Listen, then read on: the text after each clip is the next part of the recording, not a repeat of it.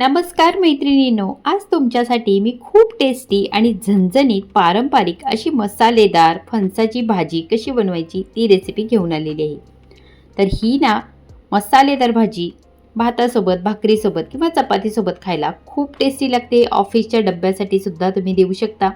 तर चला ही रेसिपी कशी बनवायची बघूया.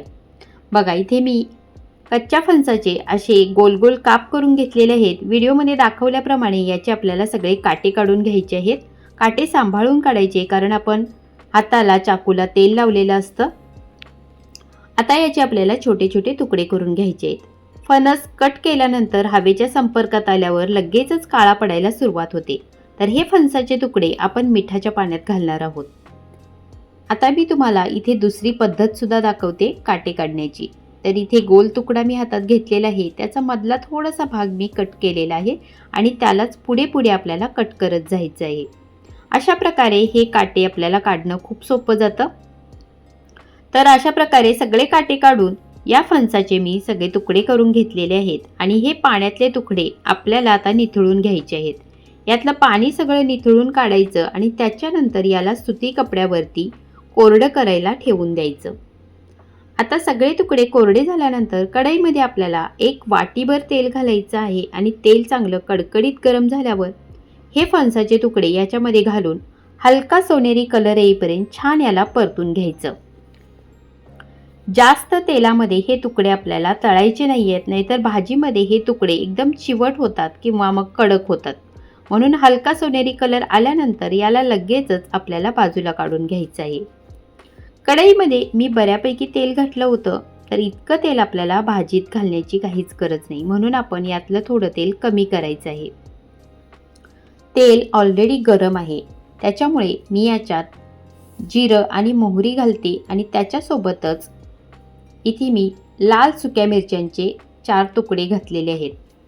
आता याला हलकं परतून झाल्यानंतर याच्यामध्ये 2 मीडियम आकाराचे कांदे बारीक कट करून घेतलेले आहेत ते घालायचं. त्याच्यासोबतच 2 तेजपानचे तुकडे सुद्धा याच्यासोबत घालायचे आहेत आणि कांदा आपल्याला लालसर होईपर्यंत छान तेलामध्ये परतून घ्यायचा आहे.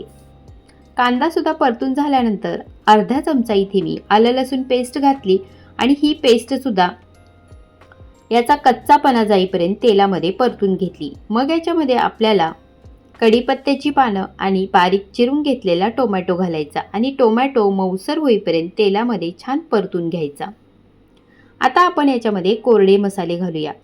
याच्यात मी हळद, गरम मसाला, काश्मीरी लाल तिखट, घरचं लाल तिखट आपल्या आवडीप्रमाणे घालायचं. त्याच्यासोबतच कसुरी लाल मेथी हातावरती अशी आपल्याला चुरून घालायची. कोरडे मसालेसुद्धा तेलामध्ये छान परतून घ्यायचे आणि हे कोरडे मसाले जळू नयेत म्हणून आपण याच्यामध्ये थोडंसं पाणी घालायचं आणि मिक्स करून घ्यायचं.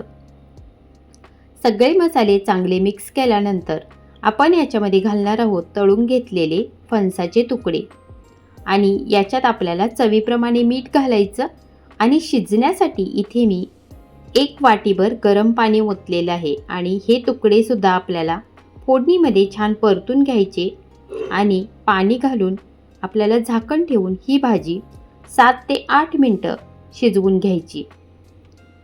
थोडासा वेळ कमी जास्त लागू शकतो. तर भाजी शिजल्यानंतर तुम्ही बघू शकताय, मी तुम्हाला शिजलेला तुकडा सुद्धा हातावरती घेऊन दाखवते. आता याच्यामध्ये मी घालणार आहे बारीक कट करून घेतलेली कोथिंबीर. आता मी हातावरती एक तुकडा घेऊन तुम्हाला तोडून सुद्धा दाखवते. आपली भाजी व्यवस्थित आणि छान शिजलेली आहे. ही भाजी तुम्ही भात, भाकरी, चपातीसोबत खायला खूप छान लागते. कधीतरी सीझन आहे तोपर्यंत ही भाजी नक्की ट्राय करा. रेसिपी आवडली असेल तर चॅनलला लाईक, शेअर आणि सबस्क्राईब करा.